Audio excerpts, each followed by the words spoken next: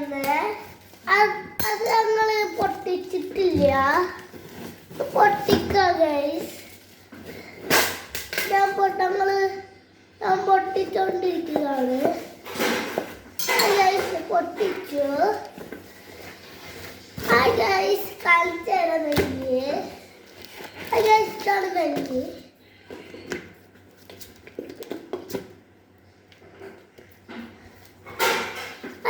ഇതിനകത്ത് വെള്ളം വന്നിട്ടുണ്ട്.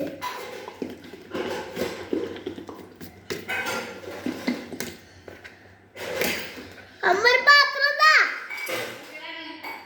നെയ്യ് പൊട്ടിച്ചിട്ടുണ്ട്.